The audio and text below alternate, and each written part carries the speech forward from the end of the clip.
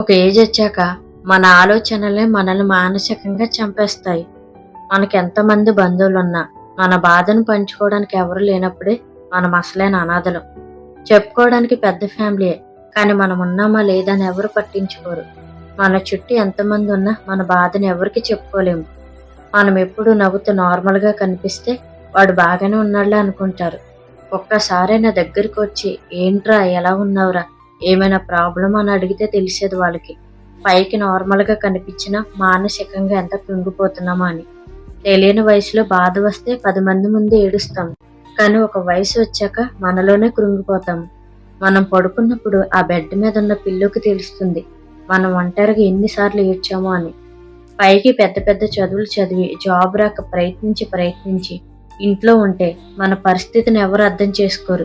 ఎంత చదువు చదివి ఇంట్లో ఖాళీగా కూర్చున్నాడు అంటారు. జాబ్ లేక ఖాళీగా కూర్చుంటే ఎవరు మనకు విలువ ఇవ్వరు. వాళ్ళ మాటలకి, వాళ్ళు అడిగే క్వశ్చన్స్కి సమాధానం చెప్పలేక మానసికంగా కృంగిపోతాం. వాళ్ళకేం తెలుసు, ప్రయత్నించి మనం ఎంతగా అలసిపోయాము. అన్నం తిన్న ప్రతిసారి వేరొక వాళ్ళ మీద డిపెండ్ అయిపోయామని ఎంతగా ఆలోచిస్తున్నామో. ఒక్కొక్కసారి అనిపిస్తుంది, ఏమి చదువు లేనివాడు, తక్కువ చదువుకున్నవాడు లైఫ్లో సక్సెస్ అవుతున్నాడు, కానీ ఎక్కువ చదువు చదివి ఏమి సాధించలేక నిరుద్యోగిగా ఉండిపోయానా అని. ఇప్పుడు నాకు అర్థమైంది ఏంటంటే, ఈ రోజులు ఎంత ఎక్కువగా చదివితే అంత నిరుద్యోగిగా మారిపోతామని. సరే బిజినెస్ అయినా చేద్దామంటే ఫైనాన్షియల్ సపోర్ట్ ఉండదు. పోనీ చిన్నది ఏదైనా జాబ్ చేద్దాం అనుకుంటే తోటి వాళ్ళు, ఏరా అంత పెద్ద చదువు చదివి 10th క్లాస్ ఇంటర్ చదువుకున్న నాతో పాటు సమానంగా జాబ్ చేస్తున్నావా అంటారు. ఓవరాల్గా నాకు అర్థమైంది ఏంటంటే, లైఫ్లో అందరూ ఎప్పుడు ఏదో ఒకటి అంటూనే ఉంటారు. జాబ్ లేకుండా ఖాళీగా ఉన్నా అంటారు. ఏదో ఒక జాబ్ చేసినా, ఏంటి ఆ జాబ్ చేస్తున్నావా, నీవు చదువుకి ఆ జాబ్కి ఏమైనా సంబంధం ఉందా అని అంటారు. ఒక్కొక్కసారి మన బ్యాడ్ లక్ ఏంటో తెలీదు, ఆ చిన్న జాబ్ కూడా దొరకవు. అయినా పర్లేదు, మానసికంగా ఆలోచించి కృంగిపోవడం కంటే జీవితం మనకి ఏదో నేర్పిస్తుంది. వాటిని నేర్చుకుంటూ ముందు నా పరిస్థితులు మారవచ్చేమన్న ఆశతో ముందుకు పోతున్నా.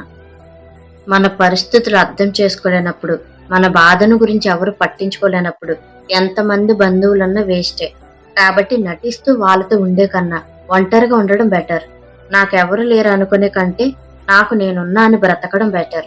జాబ్ రాకపోతే మనలో ఏదో ఒక టాలెంట్ ఉంటుంది, దాన్ని గుర్తించి బిజినెస్ వైపు అడుగులేయడం, లేదా మనకు ఆన్లైన్ బిజినెస్ ఏదో ఒకటి మనకు దారి చూపిస్తుంది, అది గుర్తించి వాటి వైపు అడుగులు వేయడమే.